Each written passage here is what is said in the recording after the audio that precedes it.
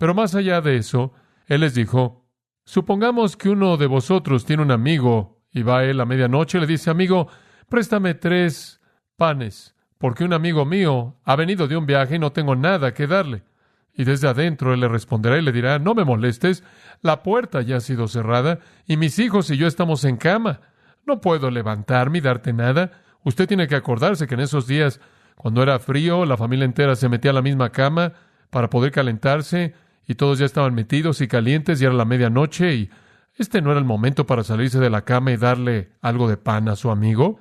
Versículo 8, os digo, Jesús dijo que aunque Él no se levante y le dé a su amigo nada porque Él es su amigo, sin embargo, debido a su persistencia, Él se levantará y le dará lo que Él necesita. En otras palabras, lo que Él no haría por amistad, Él lo hará por dormir, porque el hombre no se va a ir hasta que reciba su pan. Entonces Jesús te está diciendo, aquí hay un hombre cuya amistad no le permite darle este gesto de sacrificio, y entonces el hombre simplemente lo irrita hasta que finalmente no tiene alternativa. Esto, nuestro Señor está diciendo, debe instruirnos acerca de los beneficios de la persistencia. Pero el punto que Él realmente está presentando aquí es que cuando usted considera lo diferente que es de Dios el amigo que se rehusó a ayudar al otro amigo, la parábola se vuelve aún más asombrosa. La parábola tiene aún más impacto. Si un amigo que se rehúsa a ayudar a otro amigo va a hacer algo por usted, porque usted es persistente, imagínese lo que un Dios que no se rehúsa a ayudarlo va a hacer por usted si usted es persistente.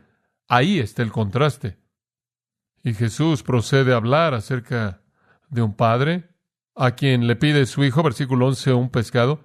No le dará una serpiente, ¿o sí?, en lugar de un pescado. O si le pide un huevo, no le dará un escorpión, ¿o sí?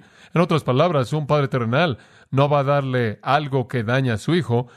Un padre terrenal va a oír el clamor de su hijo. Entonces, en el versículo 13, si vosotros, siendo malos, ese es el punto, sabéis cómo dar buenas dádivas a vuestros hijos, cuánto más vuestro Padre Celestial, implícito quien no es malo, dará el Espíritu Santo a los que le pidan. Dios es tan diferente, pero Dios responde a la persistencia. Si un amigo infiel, un amigo que se rehúsa a ayudar a otro amigo, un amigo no compasivo, un amigo que carece de compasión, un amigo que no tiene misericordia y no expresa gracia, va a ayudar debido a que otro amigo le pide de manera persistente algo. Si va a responder debido a peticiones persistentes, ¿qué cree usted que un Dios, quien es amoroso, lleno de gracia, misericordioso, compasivo y tierno de corazón, hará si usted es persistente? El orar sin cesar mueve la mano de Dios. Entonces, primero Él les dijo qué decir y después Jesús les dijo, ahora quiero recordarles que lo sigan diciendo, decirlo con persistencia, porque Dios, quien es bueno, oirá y responderá. En Lucas 18 hay otra parábola que sigue el mismo estilo de contraste. En el versículo 1 de Lucas 18, Jesús de nuevo ha estado enseñando acerca de la oración y Él les estaba dando una parábola para mostrarles que debían orar en todo tiempo y no desmayar. Si no recibes una respuesta inmediata, si las cosas no son exactamente como quieres que sean, si las cosas no cambian tan rápidamente como tú podrías haber planeado, no desmayes, no te desanimes. Necesitas continuar orando. Necesitas orar en todo tiempo, incesantemente, continuamente, sin cesar. Y después, para ilustrar esto, Él dice, había en cierta ciudad un juez que no temía ni a Dios ni respetaba a los hombres.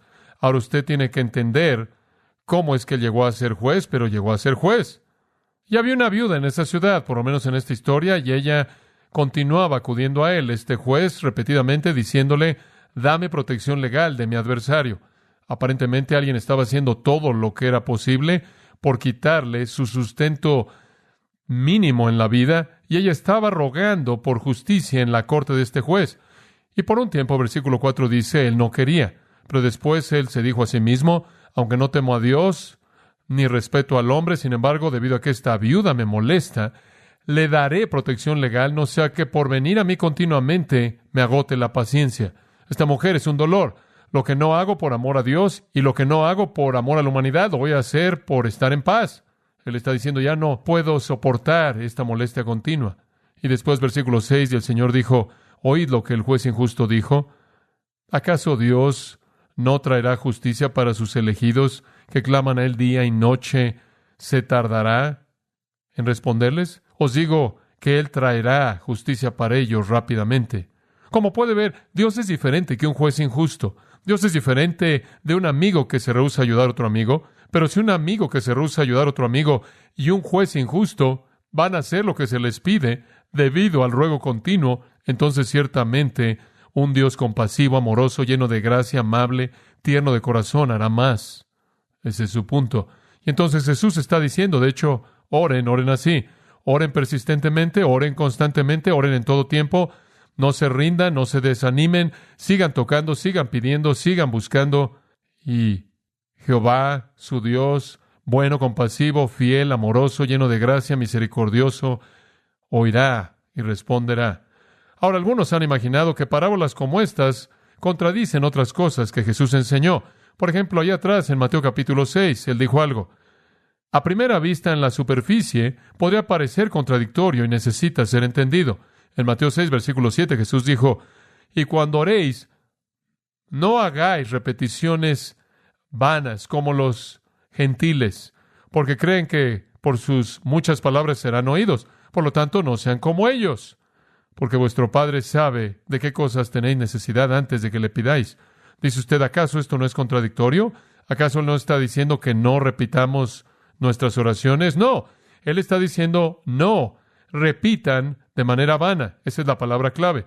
¿Qué quieres decir con repeticiones vanas? Bueno, el tipo de oraciones que los paganos oran. Suponen que serán oídos por sus muchas palabras. En otras palabras, no es que la deidad se preocupa por su corazón, no es que el Dios entiende la compasión, la pasión, el dolor, el anhelo, el deseo del corazón.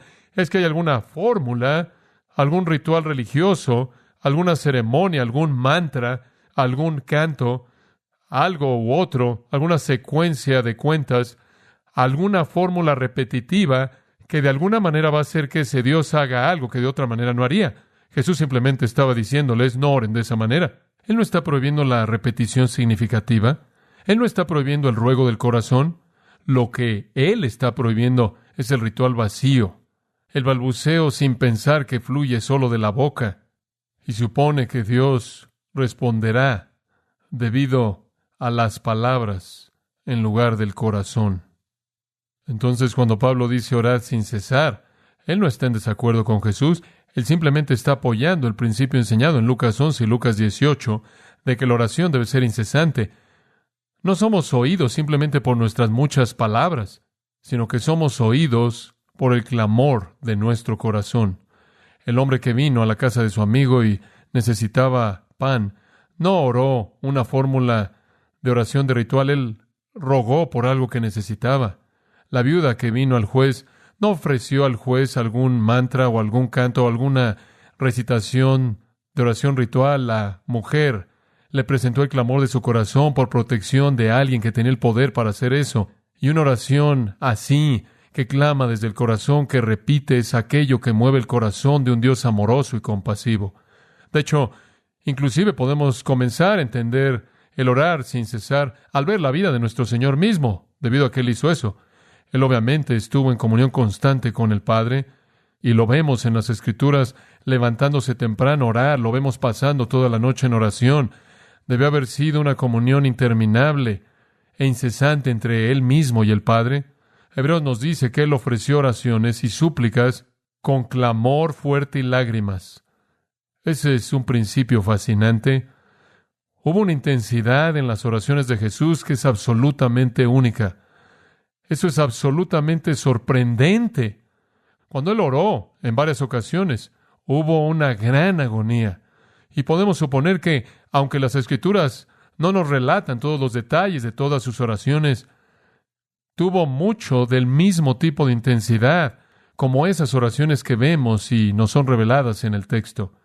Cuando la Biblia nos dice que Él fue al Monte de los Olivos y oró toda la noche, sin duda alguna hubo una intensidad en ese tipo de oración que conocemos muy poco, si es que llegamos a conocer. La gran ilustración clásica que tenemos de la intensidad de su oración viene en el huerto previo a su muerte, en donde lo vemos orando ahí en sudor y en una agonía de sangre. Él está postrado orando y Lucas escribe en el capítulo 22 diciendo, Padre, si tú quieres, pase de mí esta copa, mas no se haga mi voluntad, sino la tuya. Y Lucas escribe, y estando en agonía, él oró con mayor fervor, y su sudor se volvió como grandes gotas de sangre que cayeron al suelo. Hay un tipo de experiencia agonizante intensa aquí que hace que el Señor Jesucristo sude y después comienza a sangrar en ese mismo ambiente de oración. Eso me impacta. También me impacta que en Mateo capítulo 26, versículos 38 al 46, nos dice que Jesús repitió el proceso de su ruego en el huerto durante 3 veces consecutivas. Esta fue una experiencia de oración prolongada. De hecho, sabemos que fue prolongada por tanto tiempo que los discípulos se quedaron dormidos en varias ocasiones. Y entonces, en esta agonía prolongada de oración, podemos tener una idea de la vida de nuestro Señor Jesucristo, que es excepcional. Permítame decirle lo que quiero decir con eso. El Señor Jesucristo llevó a cabo muchas obras poderosas cuando estuvo en la tierra. En ninguna de ellas hay ningún esfuerzo aparente de energía. Aunque las Escrituras dicen que virtud salió de Él, no hay nada que Él hace en todas las Sagradas Escrituras, en términos del registro del Nuevo Testamento, que indicaría que hubo algún tipo de agonía, esfuerzo en el proceso de llevar a cabo ese milagro, fuera que Él estuviera dando vista a los ciegos, o dando sentido de oído a los sordos, o haciendo que pudieran hablar los mudos, o dando salud al cuerpo enfermo, o darle la capacidad de caminar a una persona que no podía caminar, o fuera que Él estuviera resucitando a alguien de los muertos, o fuera que Él estuviera alimentando a 5,000 hombres, más mujeres, más niños, 20,000 personas ahí en la costa, o fuera que Él estuviera calmando una tormenta, o fuera que Él estuviera caminando en agua. No importaba lo que fuera. No hay registro de que hubo algún esfuerzo aparente de energía, algún tipo de esfuerzo, algún sudor, alguna gota de sangre, en algún tipo de esfuerzo agonizante para hacer que eso sucediera. Parece que no se involucró cansancio alguno, no hubo esfuerzo alguno, no le costó trabajo alguno hasta que llegamos a la oración. Y cuando Él oró, hubo una agonía, hubo una carga en su corazón, en su ser mismo, que se manifestó en su cuerpo físico. Él oró en una agonía hasta la sangre, un nivel de intensidad que ciertamente habla de la persistencia que Jesús indicó en Lucas 11:18 y que Pablo tenía en mente cuando dijo, orad sin cesar. La primera iglesia se caracterizó por este tipo de oración continua, apasionada, incesante, desde el comienzo. Inclusive antes del día de Pentecostés, en Hechos 1:14, todos los creyentes eran uno, dice, eran de una mente y estaban entregándose continuamente a la oración. Oración incesante, oración constante, oración persistente es lo que marcó a la primera iglesia. Cuando los apóstoles estaban estructurando la iglesia para que todo el ministerio pudiera llevarse a cabo, ellos mismos dijeron, no podemos hacer todas estas cosas rutinarias, pero nos entregaremos a la oración, y al ministerio de la palabra. En Hechos capítulo 12, de nuevo, vemos a la primera iglesia. Pedro estaba siendo mantenido en la prisión, pero se estaba elevando oración por él de manera apasionada por la iglesia de Dios. La oración apasionada, incesante, la oración persistente marcó a la primera iglesia. Cuando usted llega a las epístolas, sea que usted esté leyendo Romanos, Efesios, Filipenses, Colosenses, o sea que esté leyendo Primera de Tesalonicenses, usted oye a Pablo exhortando a los creyentes a orar. De hecho, quizás la más significativa de todas esas epístolas es Efesios, al señalar la importancia de la oración. Él dice en Efesios 6:18, con toda oración y ruego, orad en todo tiempo. Es la misma idea, orando en todo tiempo. En la misma epístola que estamos estudiando en este momento, Primera de Tesalonicenses 3, versículo 10, él da su propio ejemplo. Nosotros, noche y día, oramos. Es simplemente un estilo de vida. Oración incesante, interminable. Colosenses. Me encanta el testimonio de Epafras, siervo de Jesucristo, siempre rogando encarecidamente por vosotros en sus oraciones. Un hombre de oración. Y en el capítulo 4, versículo 2 de Colosenses, él dice, orad, manteniéndose alertas con una actitud de gratitud. La oración incesante, prevaleciente, persistente, insistente, es tan esencial. Quizás Coleridge tuvo razón cuando dijo, la oración es la energía más elevada de la cual el corazón humano es capaz de presentar y el mérito más grande del cristiano sobre la tierra. Pero me temo que si concebimos de la oración como algún tipo de mérito que demanda mucha energía, que es noble y glorioso, la aislamos a algunos cuantos momentos grandiosos en la vida. Es eso, pero también es un tipo de comunión incesante que debe constituir la médula misma de nuestra existencia diaria. involucra intensidad. Esa es la esencia de la oración. Dios es hallado, usted recordará, por aquellos que lo buscan con todo su corazón. Luchar en oración prevalece con Dios. La oración eficaz del hombre justo puede mucho, dijo Santiago. Entonces, mientras que existen todos esos momentos grandes, nobles, de oración agonizante que demanda mucha energía, la oración también para nosotros es un estilo de vida diario muy, muy evidente. Algunas veces simplemente se vuelve más intenso que otras ocasiones. Orad sin cesar, entonces, es el mandato de Dios para nosotros. La palabra orad aquí es simplemente la palabra general, proseukomai, la palabra más común del Nuevo Testamento para orar. Podrá ser alabanza, podrá ser gratitud, podrá ser confesión, podrá ser petición, podrá ser intercesión, podrá ser sumisión. Es simplemente orar en general. Sin cesar es una palabra que básicamente significa recurrente. No significa hablar continuamente, significa oración recurrente. Como dije, simplemente un estilo de vida. Debemos estar continuamente en oración, continuamente en una actitud de oración.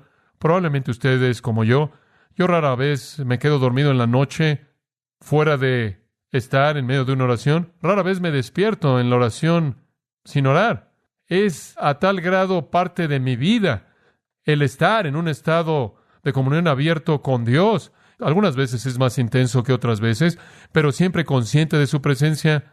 Me encuentro que me quedo dormido a la mitad de mis oraciones y vuelvo a despertar a la mitad de mis oraciones. Las Escrituras nos dan ejemplos de personas que oraron en la mañana, personas que oraron en la tarde, personas que oraron en la noche, personas que oran 7 veces al día, personas que oran a medianoche, personas que oran toda la noche, personas que oran antes del atardecer, personas que oran por días, personas que oran por semanas, algunas que oraron por mucho tiempo, algunas oraron por poco tiempo, algunas oraron de rodillas, algunas oraron de pie, algunas oraron acostados sobre una cama, algunas oraron postrados en el suelo, algunas oraron con sus manos arriba, algunas oraron con sus manos abajo, algunas oraron con sus manos hacia afuera, algunas oraron con el rostro hacia abajo, algunas oraron con el rostro hacia arriba, etcétera, etcétera. En toda manera, en todo lugar, la oración, orad sin cesar. Ahora, si usted ve nuestro texto una vez más, usted va a ver que es un tipo de compañero del versículo 16. El versículo 16 dice, orad, estad siempre gozosos. El versículo 17 dice, orad sin cesar. Realmente son compañeros en la vida espiritual y tienen un equilibrio hermoso. El creyente a lo largo de su vida cristiana siente su insuficiencia y por ello vive en dependencia total de Dios. Mientras que usted siente su insuficiencia y usted siente su dependencia, usted va a orar sin cesar. Al mismo tiempo, mientras que se siente insuficiente y dependiente, usted también sabe que es el beneficiario de bendición estupenda por parte de Dios. Entonces, por un lado, usted está orando en dependencia. Por otro lado, usted está regocijándose en la recepción de la bendición multiforme de Dios. Entonces, estamos siempre gozosos porque Dios está derramando bendición en respuesta a nuestra oración sin cesar. Si yo, como cristiano, vivo en un estado perpetuo de insuficiencia personal, un estado perpetuo de reconocer mi dependencia de Dios, si vivo continuamente agradecido por todo lo que Él hace por mí, continuamente arrepentido por mi pecado, continuamente expresando mi amor hacia otros, eso va a fluir en oración no expresada en voz alta a Dios, y eso también va a causar que Dios abra las puertas de bendición, las cuales van a resultar en mi respuesta gozosa. Y entonces no solo debemos estar siempre gozosos, sino que debemos tomar el camino a ese gozo, el cual es el camino de la oración incesante que resulta en bendición, lo cual resulta en gozo. Ahora, ¿cómo es que este versículo 17 encaja en el contexto entero aquí? Pablo, conforme cierra esta carta a la iglesia tesalonicense, quiere ayudarles a dirigir a la iglesia en el camino correcto para el futuro. Es una buena iglesia, una gran iglesia, una iglesia noble, una iglesia espiritual, pero él quiere recordarles cómo crecer y ser un rebaño saludable, maduro. Es una iglesia joven, una iglesia bebé, solo tiene unos cuantos meses de haber nacido, y él tiene un plan de crecimiento para ellos. En los versículos 12 y 13, cultivar un rebaño saludable involucró la relación correcta entre pastores y ovejas, y las ovejas y los pastores. En los versículos 14 y 15, cultivar a un rebaño saludable demandó la relación correcta entre las ovejas y las ovejas. Y aquí en el versículo 16 al versículo 22, un rebaño saludable demanda una relación correcta entre las ovejas y el gran pastor. Entonces la iglesia está constituida por esas relaciones.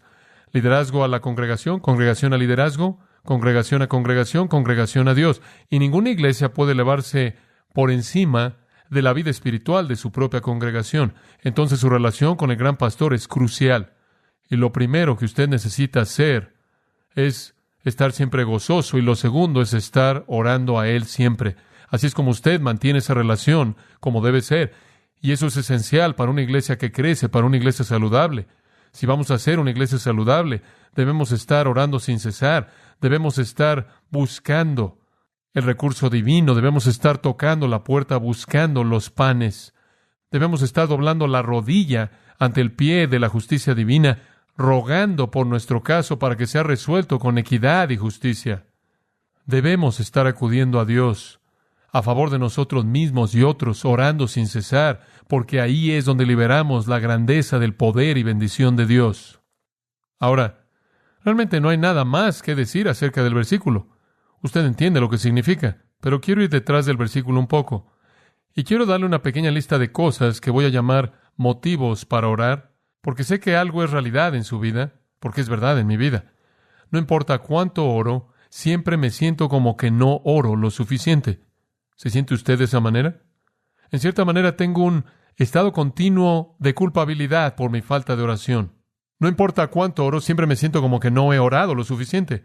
Y esto es en parte debido al hecho de que no he orado lo suficiente, y parte debido al hecho de que estoy en una posición con la que soy inundado con tantas peticiones de oración que es imposible para mí como ser humano inclusive intentar el mantenerme al día con todas ellas, lo cual hace que mi carga sea más pesada. Tengo que regresar entonces y preguntarme si realmente estoy motivado a orar cuando no oro como debiera. Y quiero ayudarle a entender algunos motivos para orar. Quiero darle 10 de ellos, simplemente una pequeña lista a manera de despensa. 10 motivos para orar que creo que producen una vida de oración incesante. Número 1 es un deseo para la gloria del Señor. Un deseo para la gloria del Señor. La oración, Jesús dijo, debe comenzar de esta manera. Padre nuestro que estás en los cielos, que santificado sea tu nombre, venga tu reino, hágase tu voluntad. Ahora, lo que usted está orando cuando usted ora ahí es que Dios sea glorificado, que los propósitos de Dios sean cumplidos, que el nombre de Dios sea exaltado, que la voluntad de Dios sea hecha. Eso es lo que usted está orando. Usted no está orando por usted mismo, usted está orando por Él. Cuando Daniel preparó su corazón para orar en el capítulo 9 de Daniel, en ese gran modelo de oración en el Antiguo Testamento, fue el anhelo por la gloria de Dios que lo hizo orar. Él oró porque Dios perdonara al pueblo, que Dios perdonara su pecado. Y él oró porque Dios cumpliera su promesa.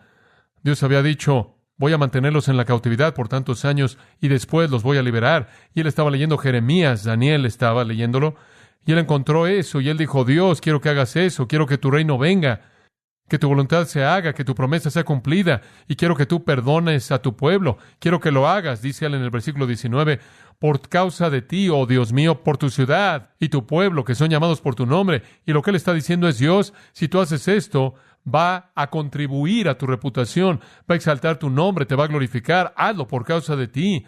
Y yo creo que ese podría ser el motivo supremo de todos los motivos en la oración, el cual es un deseo por la gloria del Señor. Y cuando usted ora porque Jesús sea levantado y que Dios sea exaltado y glorificado, usted lo está haciendo porque esa es una carga en su corazón, porque usted le preocupa.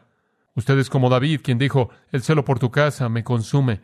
Los denuestos que están cayendo sobre ti me están lastimando. Y él clamó porque el Señor fuera levantado. Sí, el primer motivo para la oración es un deseo por la gloria de Dios. La gloria del Señor, cuando su corazón anhela porque Dios sea glorificado, usted se va a encontrar orando con ese fin en mente. Usted se va a encontrar a sí mismo en un clamor incesante a Dios, sea exaltado, sea glorificado, sea levantado, cumple tu propósito, edifica tu reino, haz tu voluntad. En segundo lugar, un segundo motivo para orar es un deseo por tener comunión con Dios. Un deseo por tener comunión con Dios. El salmista dio palabras tan hermosas, esta verdad, en el Salmo 42, versículo 1. Como el siervo brama por las corrientes de las aguas, así te anhelo, Dios, el alma mía. Mi alma tiene sed de Dios, por el Dios vivo. ¿Cuándo vendré y me presentaré delante de Dios? Mis lágrimas han sido mi comida día y noche. Ahora ya hay un anhelo por Dios. Allá hay un corazón clamando por comunión, el sentimiento de estar alejado de Dios, el sentimiento de estar aislado, el sentimiento de soledad que alcanza y dice Dios, quiero tu comunión, quiero tu compañía, quiero tu presencia.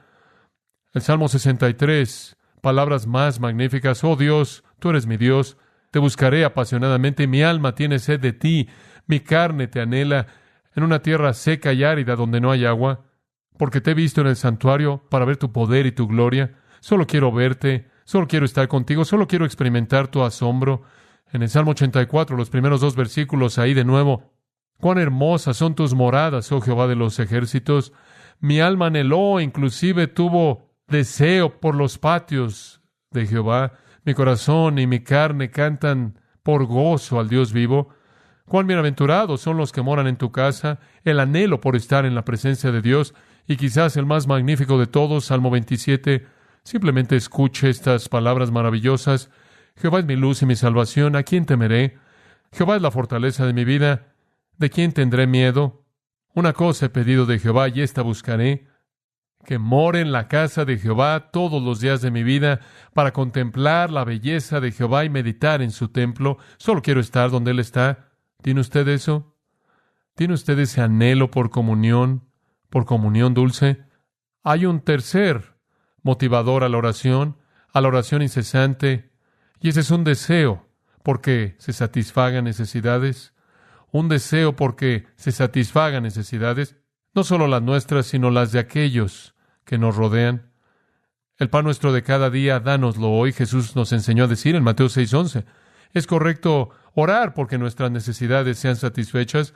Es correcto pedirle a Dios por las cosas básicas de la vida. Esa es una motivación para orar. No obstante, pocos de nosotros somos motivados en esa manera porque tenemos tanto. Pero por todo este mundo hay muchas personas que oran porque Dios de manera regular simplemente les dé sus necesidades diarias. No entendemos eso en esta cultura con tanta riqueza, pero es el estilo de vida para muchos de nuestros hermanos y hermanas en Cristo. De hecho, tenemos a un querido hermano quien ha venido de África. Sam y su esposa Nora estuvieron en nuestra iglesia durante 6 años, quizás, antes de que regresaran a ministrar en África. Él ha venido de África porque él no puede alimentar a su familia. El resto del mundo no es como aquí, porque él no puede encontrar medicina para su diabetes. Vivimos en un ambiente en donde pedirle a Dios por nuestras necesidades diarias es bastante raro, pero no debemos ser tan necios como para asumir que debido a que Dios en su gracia ha provisto nuestras necesidades diarias sin pedirle, debemos volvernos indiferentes a Él para que no sean quitadas de nosotros. Un cuarto motivo para la oración persistente es un deseo por tener sabiduría. Un deseo por sabiduría. Santiago lo dijo de esta manera. Y si alguno de vosotros tiene falta de sabiduría, pídala a Dios, el cual da a todos abundantemente y sin reproche. Si usted vive engañándose, pensando que no necesita la sabiduría de Dios, realmente está engañado, ¿no es cierto? Cuando Jesús nos enseñó a orar, Él dijo esto: vosotros pues oraréis así, y no nos metas en tentación, mas líbranos del mal. Realmente creo que esa es una oración para el discernimiento espiritual, que esa es una oración para la sabiduría espiritual. Señor, por favor, por tu Espíritu, dame la capacidad de discernir cuando estoy enfrentando una tentación. Dame la sabiduría para discernir cuando estoy siendo llevado a algo que es malo. Necesitamos estar orando de manera incesante eso. Necesitamos estar orando todos los días de nuestras vidas. Señor, por favor, líbrame de la tentación y no me lleves en un camino malo. Dame la sabiduría y el discernimiento y el entendimiento y la sensibilidad espiritual y la guía del Espíritu de Dios para que no caiga en las trampas de Satanás y las trampas de la carne y del mundo. ¿Qué motiva la oración? La oración incesante, un deseo por la gloria de Dios, un deseo por tener comunión con Él, un deseo por que las necesidades sean satisfechas y un deseo por sabiduría al caminar en medio de este campo minado que es este mundo. Número 5, la oración es motivada por un deseo de ser liberado de los problemas. Un deseo de ser liberado de los problemas. Hay tantos textos en los Salmos que hablan de esto. Permítame resumirlos en uno que lo dice todo. Salmo 20, versículo 1. Que Jehová te responda en el día de la aflicción. Y ciertamente Él responderá. Ciertamente responderá. Cuando llegamos a esos momentos de gran aflicción, tienden a motivar nuestra oración incesante, ¿no es cierto? Entre más grande es el problema, y entre más grande es la aflicción en la que nos encontramos, con mucha frecuencia es porque no hemos pedido sabiduría.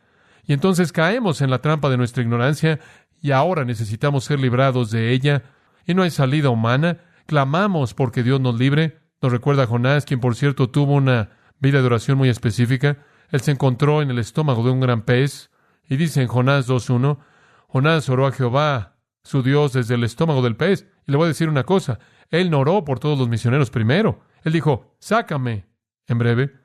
Y el Señor lo sacó, el Señor lo libró, y él dijo, clamé a Jehová en mi aflicción, al Señor, y tú me has sacado del foso, oh Jehová mi Dios. Él dijo, estuve allá abajo y me acordé del Señor y clamé y Él me libró.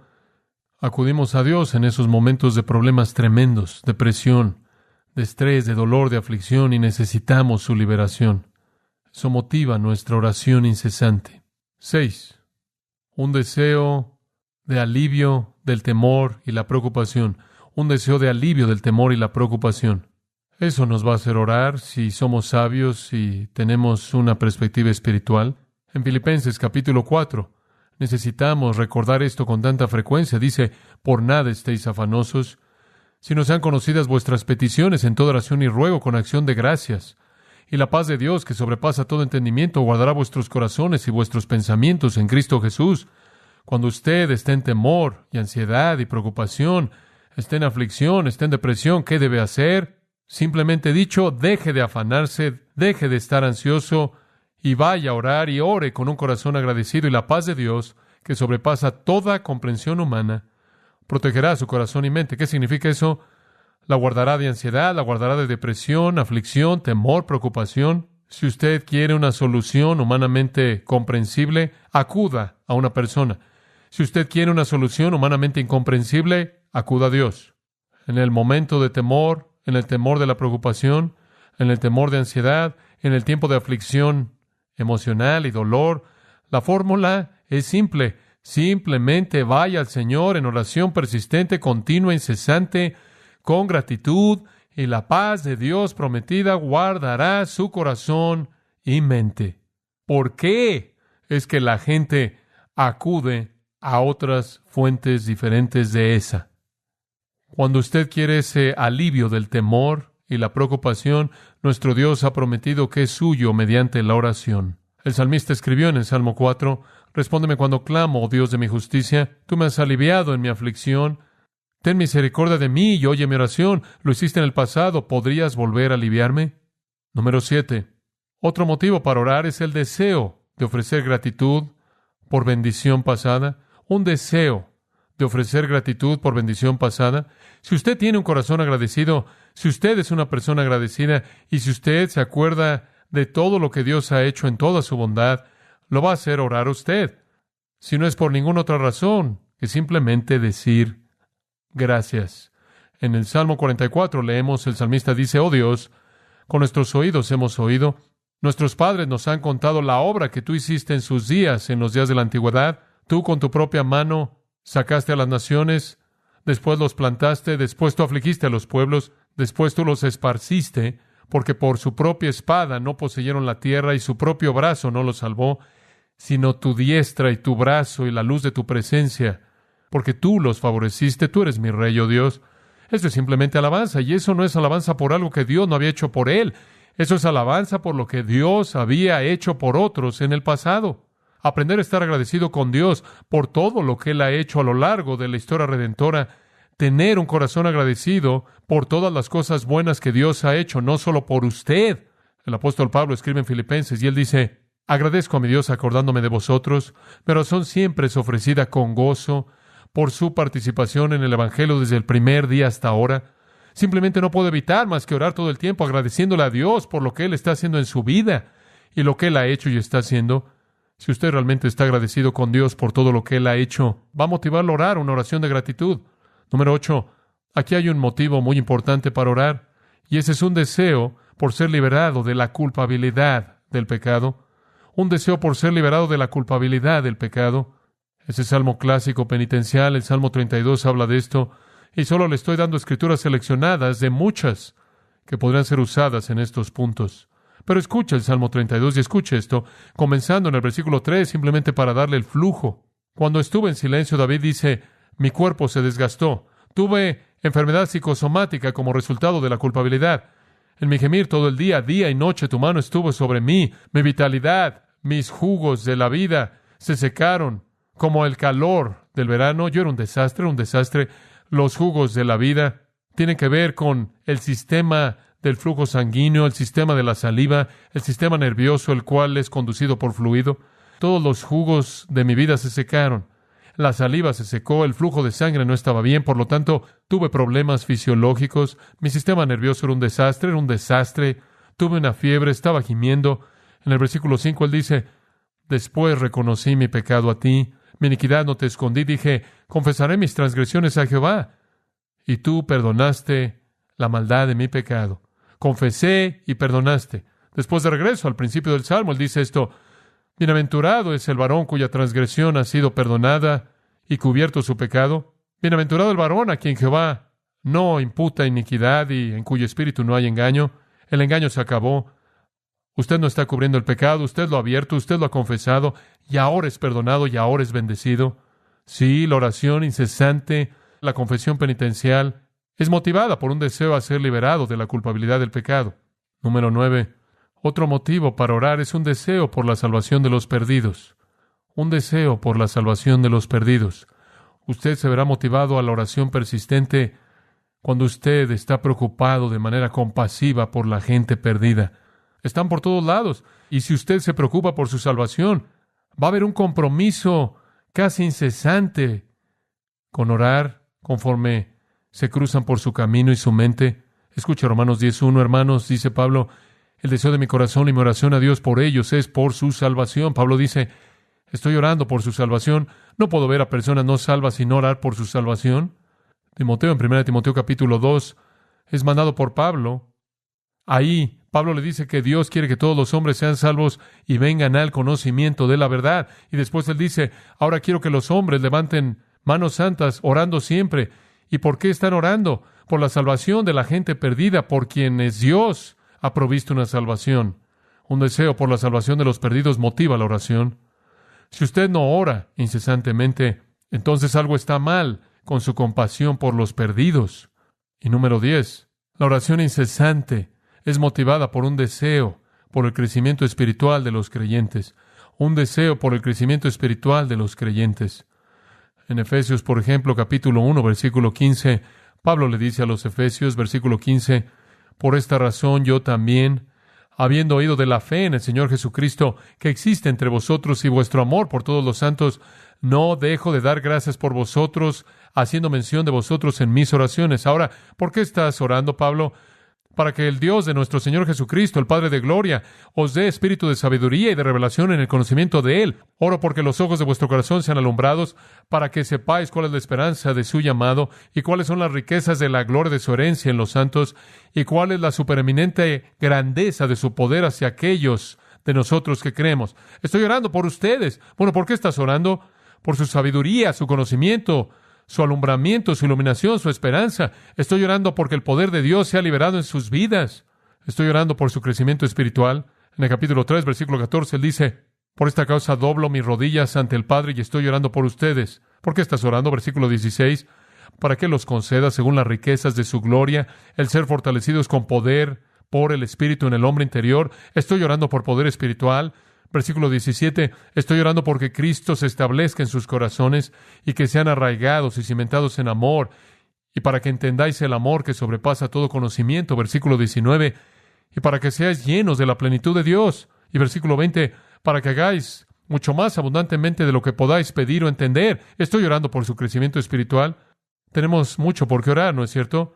¿Qué lo motiva a orar? Cuando usted desea la gloria de Dios, cuando usted desea la comunión con Él, cuando usted desea que necesidades sean satisfechas por el único que tiene los recursos, cuando usted desea sabiduría y discernimiento, cuando usted desea liberación de los problemas de la vida, cuando usted desea alivio del temor y la ansiedad y la preocupación, cuando usted desea ofrecer gratitud por todas sus bendiciones pasadas y presentes, cuando usted desea ser liberado de la culpabilidad y el pecado, cuando usted desea la salvación de otros y cuando usted desea el desarrollo y crecimiento de los creyentes. En su vida debe haber suficientes recordatorios de estas cosas para mantenerlo orando todo el tiempo, ¿verdad? Entonces, realice un pequeño inventario espiritual. Si usted no está orando sin cesar, es porque algo está mal a nivel de deseo. Algo está mal en el nivel subyacente de la motivación. ¿Cómo motiva es usted? Para mi propia vida, en los años de experiencia que tengo, solo le puedo decir que mi vida de oración es motivada por la palabra de Dios. Es mi tiempo en la disciplina de la palabra de Dios y el estudio de la palabra de Dios que motiva mi vida de oración. O hay otras ocasiones cuando el Espíritu de Dios se mueve en mí, conforme estoy viviendo en obediencia al Señor, que me motiva a orar, claro. Pero si quiero desarrollar un anhelo real porque Dios se ha glorificado, después encuentro que ese anhelo es desarrollado a partir de un estudio de su palabra. Y conforme veo su palabra ser abierta y su plan maravilloso, como Daniel, una vez leo lo que Dios ha planeado para mi propia gloria futura, después el anhelo comienza a incrementarse, a subir en mi corazón porque Él se ha glorificado. Es como Juan, quien al final del libro de Apocalipsis acaba de contar todas las glorias que van a venir con Cristo. Y él no puede evitar más que clamar, oh Señor, ven rápido, y no es por causa mía, sino por tu causa. Entonces, conforme veo el plan glorioso de Dios bosquejado en la palabra de Dios, me consume su reino y su gloria. Me motivan a orar con ese fin en mente, conforme estudio la palabra de Dios y es en esa comunión con Dios, conforme Él se revela a sí mismo en la palabra, conforme aprendo más de su persona y su naturaleza y la majestad de quién es Él, tengo un mayor deseo de tener comunión con Él.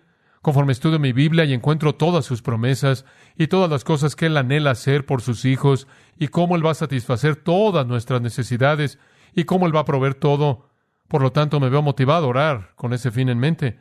Y conforme leo las Escrituras y las estudio y encuentro su majestad revelada en su sabiduría, su discernimiento sorprendente, su entendimiento perfecto de todo, hace que yo anhele el tener esa misma sabiduría para que sea mi sabiduría, para que pueda entonces vivir en medio de este mundo difícil. Conforme leo las Escrituras y veo la crónica de los tiempos en los que Él ha librado a su pueblo una y otra vez, y las promesas que Él les ha dado, y que Él siempre hará lo mismo por su pueblo, me motiva a orar por liberación de los problemas de mi propia vida y de las vidas de aquellos que me rodean.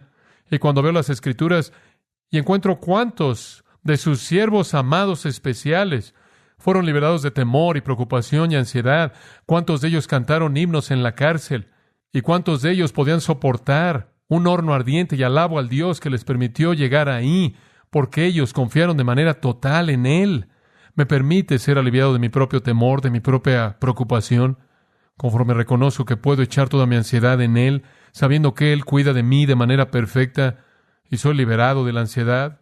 Y también, conforme estudio mi Biblia, encuentro el registro de todas sus bendiciones pasadas y sus obras pasadas y las glorias de toda la historia redentora y todo lo que Él ha hecho para llevar a la historia redentora donde está ahora, para que pueda experimentar las glorias del Evangelio de Cristo y las bendiciones de su Espíritu que mora en mí y el tesoro de su palabra, y me motiva a darle gracias por sus bendiciones. Y conforme veo las Escrituras y veo el perdón perfecto provisto en Jesucristo, la majestad del plan de la expiación, y cómo fue cumplido por gracia por medio de la fe en mi propia vida, y cómo tengo acceso al perdón completo y limpieza a todo momento de mi vida, me lleva a confesar mis pecados. Y conforme veo las lágrimas de Dios en Jeremías 13 y las lágrimas de Jesús en el Evangelio de Mateo en el capítulo 23, lágrimas que son derramados por aquellos que rechazan la salvación.